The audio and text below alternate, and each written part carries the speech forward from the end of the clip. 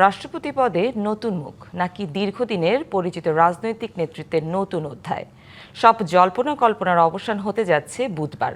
গণমাধ্যম ও দলীয় সূত্রের খবরে বেশ আলোচনায় মির্জা ফখরুল ইসলাম আলমগীরের নাম।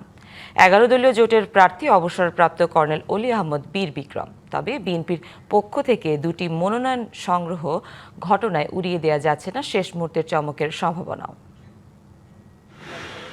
বঙ্গভবনের 23তম বাসিন্দা হিসেবে এখন আলোচনার কেন্দ্রে বিএনপি মহাসচিব মির্জা ফখরুল ইসলাম আলমগীর। বিরোধী দলের পক্ষ থেকে প্রার্থী করা হয়েছে অলি আহমেদকে। যদিও সম্ভাব্য রাষ্ট্রপতি প্রার্থী হিসেবে আগে আলোচনায় এসেছে বেশ কয়েকজনের নাম। সবকিছু ঠিক থাকলে বুধবার আসতে পারে বিএনপির আনুষ্ঠানিক ঘোষণা। তবে এবার রাষ্ট্রপতি নির্বাচনে শুধু নিয়ম রক্ষার ভোট হচ্ছে না, বিরোধী দল প্রার্থী দেয়ায় সংসদের বিশেষ অধিবেশনে প্রায় ৩৫ বছর পর রাষ্ট্রপতি পদে হতে যাচ্ছে প্রতিদ্বন্দ্বিতা। তফসিল অনুযায়ী 13ই আগস্টের মধ্যে প্রার্থীদের মনোনয়নপত্র জমা দিতে হবে। 18ই আগস্ট মনোনয়নপত্র প্রত্যাহারের শেষ দিন। জাতীয় সংসদের অধিবেশন কক্ষে ভোট গ্রহণ হবে 20শে আগস্ট।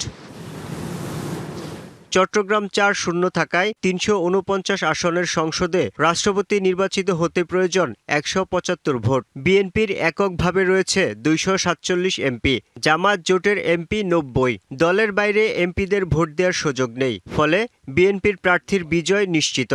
বাংলা কিউআর যেখানে নগদ পেমেন্ট সেখানে। সারা দেশে ১০ লাখেরও বেশি মার্চেন্টে নগদে পেমেন্ট করুন খুব সহজে। এই বিষয়গুলো আমাদের মাথায় রাখতে হবে। ১৯৯১ সালে তৎকালীন বিরোধী দল আওয়ামী লীগ প্রার্থী দেওয়ায় সংসদীয় গণতন্ত্র পুনঃপ্রবর্তনের পর সেবারই প্রথম এবং শেষবার রাষ্ট্রপতি নির্বাচনে ভোট হয়েছিল। বিএনপির প্রার্থী আব্দুর রহমান বিশ্বাস ১৭২ ভোট পেয়ে জয়ী হয়েছিলেন। ওই নির্বাচনে জামাতের 18 এমপি ভোট দেন বিএনপি প্রার্থীকে। আওয়ামী লীগের প্রার্থী বদরুল হায়দার চৌধুরী পেয়েছিলেন ৯২ ভোট। ভোটদানে বিরত ছিলেন জাতীয় পার্টির এমপিরা। নতুন রাষ্ট্রপতির শপথ অনুষ্ঠান সুষ্ঠুভাবে আয়োজনে গঠন করা হয়েছে ৬টি কমিটি। কমিটির সদস্যদের দ্রুত সভা আহ্বান করে কর্মপরিকল্পনা নিতে বলা হয়েছে। Yusuf Rana, DBC news, Dhaka.